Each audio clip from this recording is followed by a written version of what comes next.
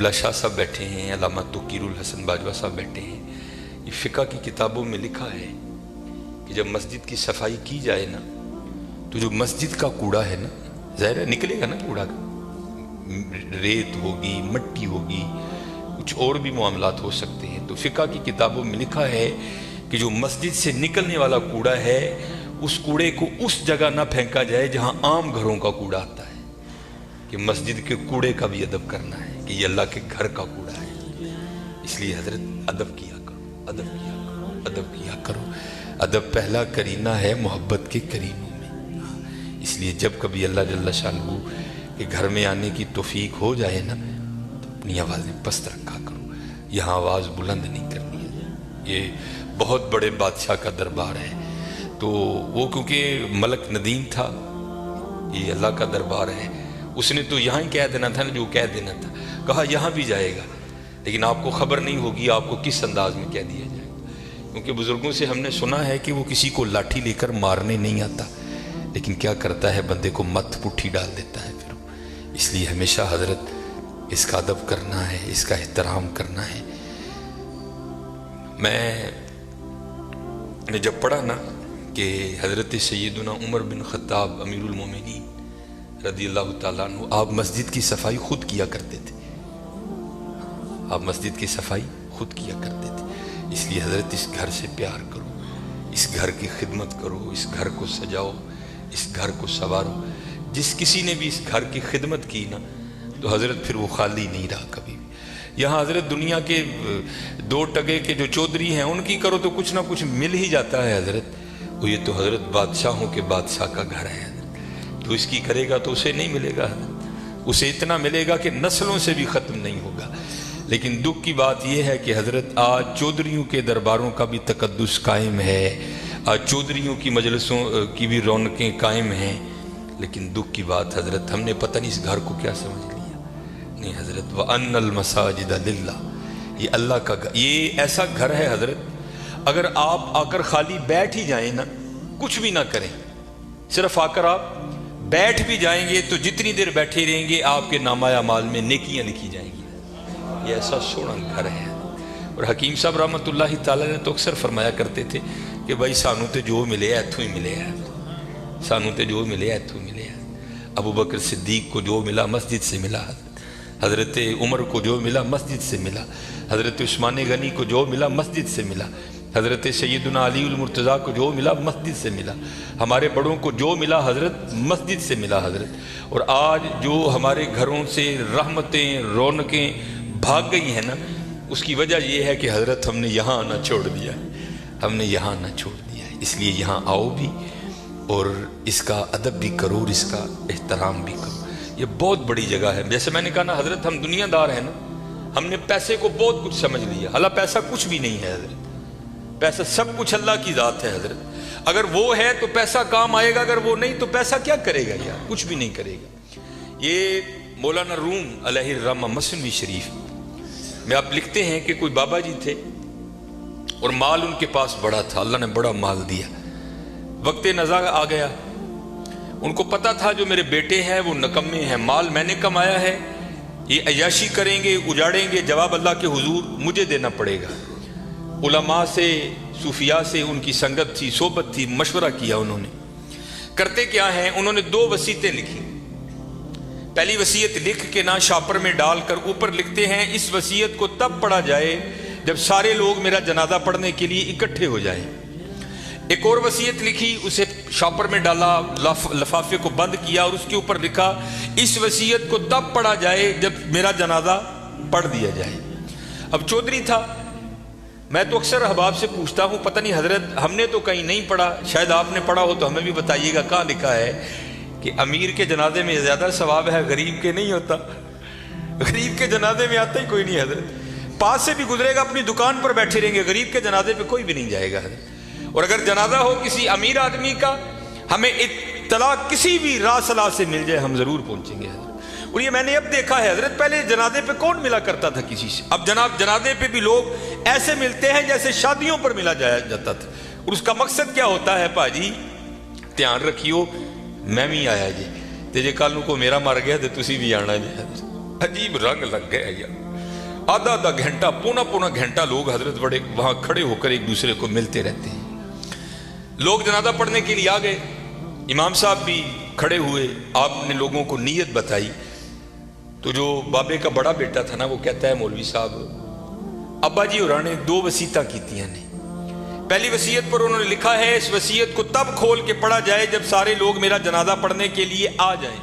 अब सारे लोग आ गए हैं, कितारें बन गई हैं, सफ़ें बन गई हैं, तो आप ये वसीयत पढ़ें। ये मौलाना रूम लिख रहे हैं, सन 700 हिजरी में मसनी शरीफ आपने तसनीफ की। उसमें लिखते हैं कि जब वो वसीयत को पढ़ा ना अल्लामा साहब ने, तो बाबा जी लिखते क्या हैं, जो लोग भी मेरा जनाजा पढ़ने के लिए आ जाएं और आकर भी ना पढ़ें, मेरे सारे पैसे उनमें बांट दिए जाएं। अब जब ये ऐलान हुआ ना, तो थे तो हम जैसे ही सारे, उन्होंने कहा जनाजा फर्द किफ़ाया, चंद अहबाब भी पढ़ लेंगे, सबका हो गया। चलो अगर सवाब की बात है किसी और का पढ़ के ले लेंगे, यहाँ नगद पैसे मिल रहे हैं। एक निकला, दूसरा निकला, तीसरा निकला, यहाँ तक कि मौलाना रूम लिख फरमाते हैं कि जितने लोग जनाजा पढ़ने के लिए आए थे ना, सब नेकी छोड़कर पैसे लेने के लिए पीछे जाकर खड़े हो गए। अब रह गए सिर्फ मौलवी साहब और बाबा जी के बेटे। बाबा जी के बेटों ने सोचा ले भाई वो पैसे तो साडे ने, ए लै लोग चले ने, चलो हुण अब्बा जी ने वसीयत कर छड़ी, ये खैर उत्थे ते रेट नहीं हो सकती, लेकिन हुण कुछ असी भी तो लईए ना। एक बेटा, दूजा बेटा, तीजा बेटा, चौथा बेटा, चारों जाकर लोगों में खड़े हो गए। अब रह गए मोए बाबा जी और मौलवी साहब। फिर मुझे यहाँ मियाँ मोहम्मद बख्श साहब याद आए। आप क्या फरमाते हैं, जानदी वारी क्या डरोना बनिया, डर दे हथ नहीं लांदे, जिन्हां लई तू पाप कमाए किथे ने तेरे कर दे। और रोना है जी हजरत, मैंने बड़ा बड़ा कुछ देख लिया है, इतना इतना कुछ देखा है कि दिल करता है सिर तिखे पा के कि टुर जाइए साइड, लेकिन क्या करें, ड्यूटियां लगी हैं, निभानी पड़ती। मैं नया नया गया ना जो बारडा कलूंगी, अमीर आदमी, लैंड क्रूजर, प्राडो जनाब, सज्जे खब्बे, मेरी भी थोड़ी फिरकी घूम गई, बड़ी मोहब्बत मिली जनाब। अक्सर बड़े बड़े नाम जाते हुए वसीयत कर गए कि सानू गुसल जड़ा नाफस साहब देन गया। मैं भी नया नया था, मैंने भी चले जाना। एक बहुत बड़ा हजरत सियालकोट का नाम है, गुसल देने के लिए गया। इसी तरह सर्दियां थी, बाबा लेटा है चारपाई पे, उसका बेटा खड़ा था, तो बाबे ने ना स्वेटर पहन रखा था। स्वेटर भी कोई माड़ा स्वेटर नहीं हजरत, ब्रांड का स्वेटर, कई हज़ार उसकी कीमत होगी। तो मैंने बड़े बेटे को कहा, मैंने कहा गल बात सुन लो, जो तेरे हाथ में ये जो एप्पल का मोबाइल है ना, जिसकी कीमत इस वक्त भी 1.5 लाख से ऊपर है, ये बाबे की कमाई का है। ये तूने हाथ पे राडो बांध रखी है ना, ये बाबे की कमाई की है। जो तेरे पास लैंड क्रूजर है ना, ये बाबे की कमाई की है। और ये वो बाबा है कि जिसको वली होने की तेरे लिहाज से सनद अल्लाह और अल्लाह के रसूल ने दी है। ये जैसा भी है तेरे लिए वली है। जिम्मेदारी मेरी है, जे तू कहें तो मैं बाबे का स्वेटर एने तेन ला के दिना वा कि बाबे ने भी तकलीफ नहीं होएगी, तो स्वेटर तू रख लै, बाबे का स्वेटर है, ऐसे सदके तेरिया मौजा ने पाया कर। ये मस्जिद में बैठा हूँ हजरत, मुंडा कहता ना ना हजरत मुर्दे दियां शैवां नहीं पाई दी, मैं ज़ालिमा लोगों ने मुर्दा तेरा ते भाई यार की करन दे। उन्हें कहा नहीं मैं नहीं मुर्दे की शह पानी है तेरे, जिन्हां लई तू पाप। ये मियाँ साहब ने एवं नहीं लिखे हजरत, आपने बड़ा मुशादा किया था ज़माने का, जिन्हां लई तू पाप कमाई तेरे कर। खैर हजरत कैंची मेरे हाथ में थी, मैंने स्वेटर काट दिया। नीचे वो बाबे के कपड़े आए, और वो भी बाबे ने कैम्ब्रिज के, मुझे ब्रांड याद है आज भी, कैम्ब्रिज के बाबे ने कपड़े पहने हुए थे, हाफ वाइट कलर की शलवार कमीज थी बाबे की। मैंने दूसरे बेटे को कहा, उसी तरह मैंने कहा सारियां मुजाहिदियां ने, अब बाबे की शलवार है कमीज मैं लाना रख ला यार, कदी कदी तबरक समझ के पाई ये मेरे वालद दी। उसने भी यही कह के इनकार किया। फिर जब गुसल देने की बारी आई, मैंने कहा बताता मैं हूँ गुसल कैसे देते हैं।